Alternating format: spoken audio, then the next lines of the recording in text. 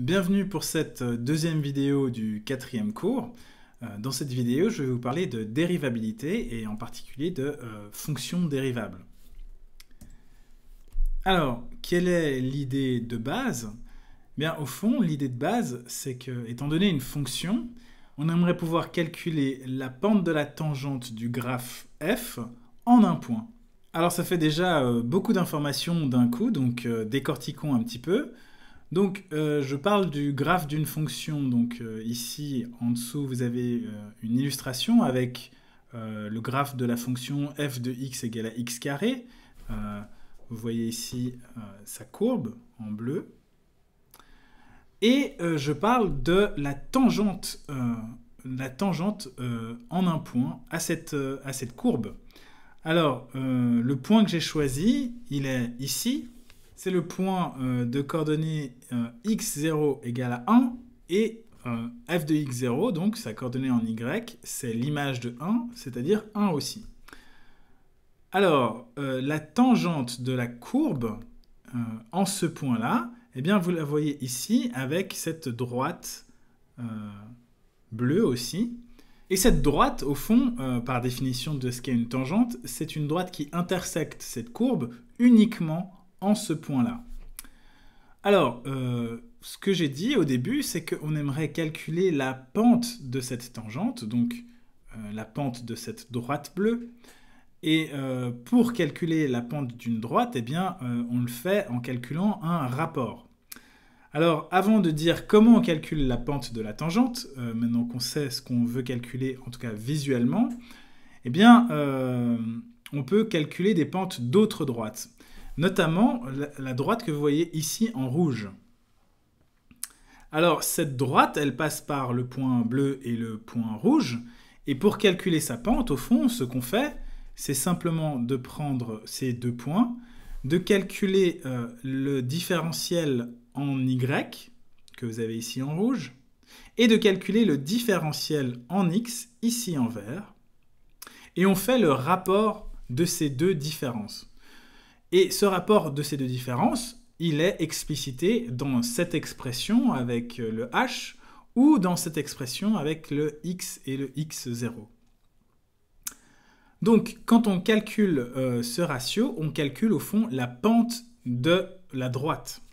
Donc ici, ce ratio entre cette différence-là et cette différence-là nous donne la pente de la droite rouge. Maintenant, vous voyez une petite animation où ce que je fais, c'est que je fais tendre h vers 0. h est de plus en plus petit, et vous voyez que la droite rouge change et se rapproche de plus en plus de la droite bleue, de la tangente. Eh bien, ça explique au fond la formule que vous voyez ici. C'est que lorsque h tend vers 0, lorsqu'on calcule ce rapport de pente, eh bien à la limite, lorsque h tend vers 0, eh bien on calcule la pente de la tangente, donc la pente de la droite bleue. Et vous voyez dans cet exemple que la pente de la droite bleue, c'est 2, et que à mesure que les droites rouges se rapprochent de la droite bleue, eh bien leur pente se rapproche de 2. Alors, ces deux formulations, celle avec h et celle avec x, sont équivalentes. Dans la suite, j'utiliserai principalement la première, celle avec h. Et donc, cette limite, quand elle existe, ça s'appelle la dérivée de la fonction f au point x0. Ce que je viens de dire, vous l'avez maintenant là dans la définition, formellement. Donc, on dit qu'une fonction est dérivable en un point x0 si la limite suivante existe et est finie. Alors, la notation pour la dérivée, c'est celle-ci, f' de x0, ça dénote la limite que vous voyez ici dessus. Et enfin, on dit qu'une fonction est dérivable si elle est dérivable pour tous les x0 dans son domaine de départ, qui ici n'est pas nécessairement le domaine de définition de f. Alors un point intéressant, c'est que à l'aide de la dérivée, eh bien, on peut déterminer l'équation de la droite tangente au graphe au point x0, f de x0, Et vous avez ici l'expression. Alors ça peut paraître un peu compliqué, mais je vous rappelle que l'équation d'une droite, eh bien, c'est donné par la pente qui est donc ici en l'occurrence la dérivée en x0 de la fonction f, et l'ordonnée à l'origine, c'est-à-dire l'endroit où la droite va couper l'axe des y. Eh bien, l'ordonnée à l'origine de cette tangente est donnée par cette expression-là. Alors, je ne l'explique pas plus, mais vous avez la formule qui est donnée ici. J'ai choisi la notation t de x0, c'est une notation que j'ai choisie moi-même. Vous en trouverez d'autres si vous allez regarder dans d'autres références. Alors, étant donné que la dérivée est définie par une limite, je pense que vous ne serez pas surpris de voir l'énoncé du premier théorème qui dit que si deux fonctions sont dérivables en un point x0, alors sont aussi dérivables en x0 la somme, la différence, le produit et le quotient, à condition pour le quotient que g de x0 ne s'annule pas.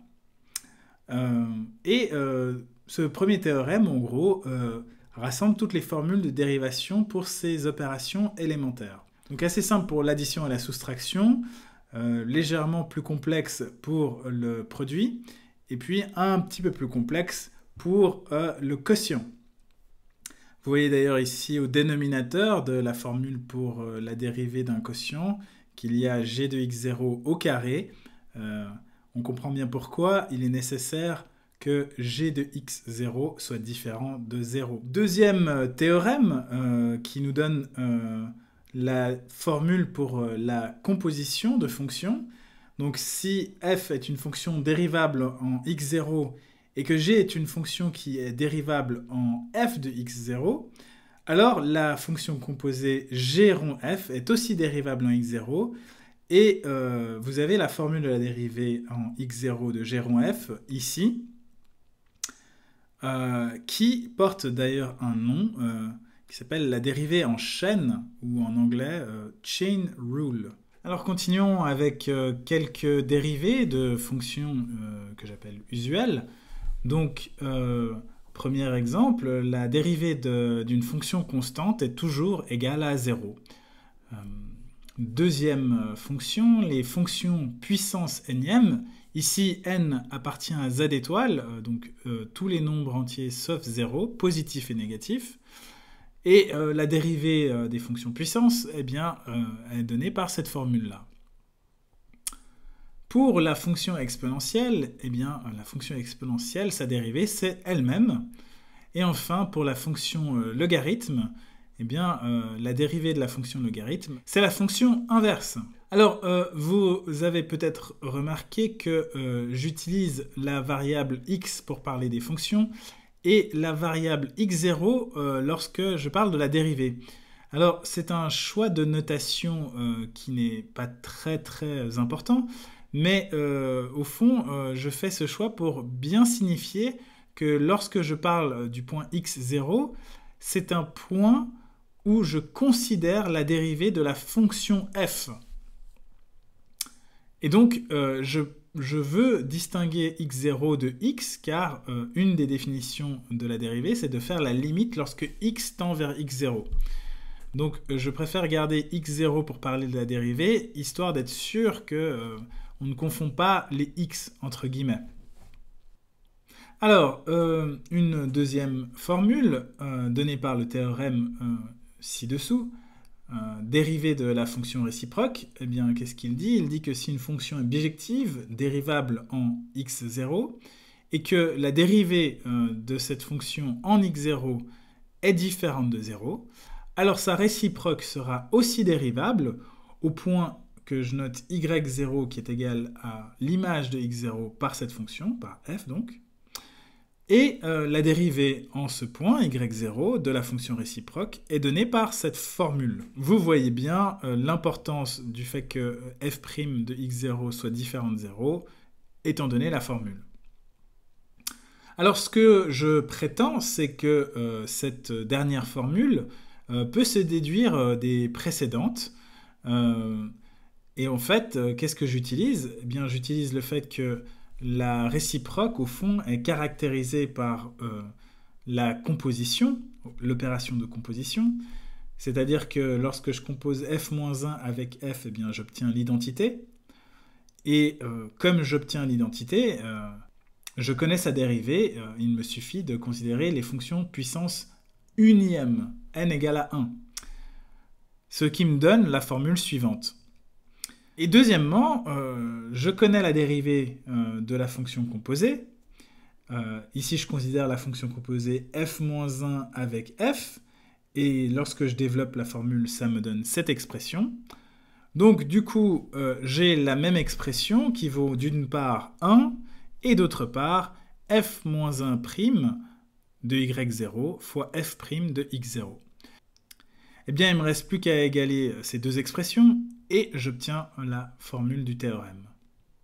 Alors, dans la précédente vidéo, on a parlé du concept de continuité. Ici, on parle de dérivabilité et il y a un lien entre ces deux concepts qui est donné par le théorème suivant. Ce lien, c'est que si une fonction est dérivable en un point x0, alors cette fonction est aussi continue en ce point.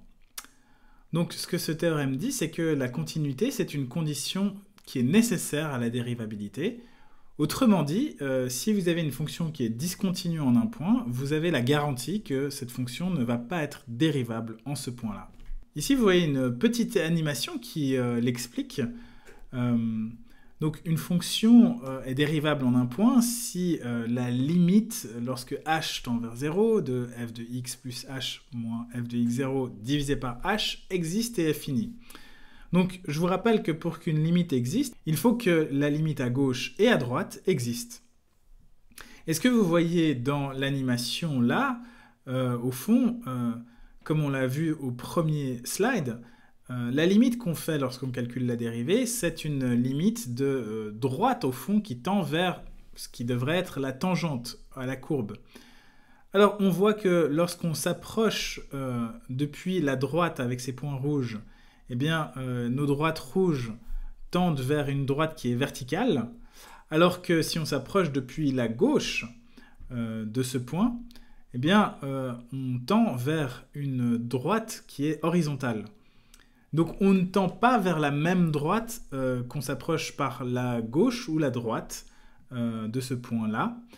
Et donc ça indique que la dérivée n'existe pas en fait. Alors, une erreur à ne pas commettre, c'est de penser que ce théorème dit que la continuité est une condition suffisante pour la dérivabilité. Ce n'est pas vrai. On peut très bien avoir une fonction continue qui n'est pas dérivable. En l'occurrence, là vous avez la fonction valeur absolue qui est continue en 0, mais qui n'est pas dérivable en ce point. Et si vous regardez ce qui se passe dans le graphe, au fond, en 0, vous avez une sorte de pic ou de pointe. Alors, on peut refaire le même argument qu'avec la fonction discontinue à côté, avec une petite animation, mais je vous laisse imaginer pourquoi. Au fond, si on fait la limite à gauche de l'expression qui définit la dérivée avec la fonction valeur absolue, on obtiendra moins 1 si on essaie de faire la dérivée en 0. Et si on fait la limite à droite de 0, eh bien on obtiendra plus 1. Alors je vous le dis comme ça, je vous laisse essayer d'investiguer cette question. Mais ce que j'aimerais que vous reteniez, c'est qu'au fond, on a un critère visuel qui est assez simple pour savoir si une fonction est dérivable ou non. C'est que si vous avez des discontinuités, eh bien cette fonction n'est pas dérivable. Et si vous avez des pointes, eh bien cette fonction n'est pas dérivable non plus. Alors, étant donné une fonction, sa dérivée peut aussi être considérée comme une fonction à part entière. Et par suite, eh bien, je peux considérer la dérivée de la dérivée. Alors, premièrement, définissons la fonction dérivée en tant que telle. Si je me donne une fonction f, eh bien, la fonction dérivée, son domaine de départ sera df', qui est l'ensemble des points où la fonction f est dérivable. Et à x, j'associe simplement la dérivée en x de f, c'est-à-dire f' de x. Alors maintenant que cette fonction dérivée est définie, Je peux considérer un point dans le domaine de définition de la fonction dérivée, un point que j'appelle x0, et considérer sa dérivée, qui sera la dérivée de la dérivée, donc au fond la dérivée seconde de f. Et si cette limite existe, eh bien la fonction f est dérivable deux fois en x0. Et cette procédure, elle peut être itérée aussi longtemps que l'on obtient des fonctions qui sont dérivables en x0. Et donc en l'occurrence, on peut considérer la dérivée troisième, que je note f3. À partir de 3, j'abandonne les primes, et puis je les note plutôt avec des puissances entre parenthèses, pour ne pas les confondre avec les puissances tout court. Et la dérivée troisième en x0 de f, c'est simplement la dérivée de la dérivée seconde de f en x0, avec le calcul de la limite suivante. Et on peut continuer ainsi de suite et définir la dérivée pour tout n appartenant à n étoile, tant qu'elle est bien définie évidemment, par récurrence, un peu à la manière dont on définissait les suites par récurrence. Vous avez la formule ici. Alors, ça peut paraître un peu abstrait, ces dérivées d'ordre supérieur, mais ce n'est finalement pas très compliqué, et pour vous le montrer, j'ai quelques petits exemples. Alors le premier, je prends f qui est égal à x au cube, et pour tout x0, appartenant à R, eh bien, je peux considérer la dérivée en x0. Alors la première dérivée me donne 3x0 au carré. Maintenant, si je dérive cette expression, eh bien, j'obtiens 6x0. Et si je dérive encore cette expression, eh bien, j'obtiens 6. Et à partir de 4, lorsque je dérive, au fond, j'obtiens simplement 0 pour tout n plus grand ou égal à 4. Donc ici, les dérivées d'ordre supérieur existent. Et à partir de 4, eh bien, la fonction dérivée est nulle. Pour la fonction logarithme, eh bien, je peux prendre n'importe quel x0 dans le domaine de définition du logarithme, qui est r étoile plus. Alors, la première dérivée me donne la fonction inverse, x0 puissance moins 1. Et pour tout n plus grand ou égal à 2, la dérivée nème est donnée par cette expression-là, où vous voyez que n-1 avec ce point d'exclamation, c'est ce qui s'appelle la factorielle de n-1.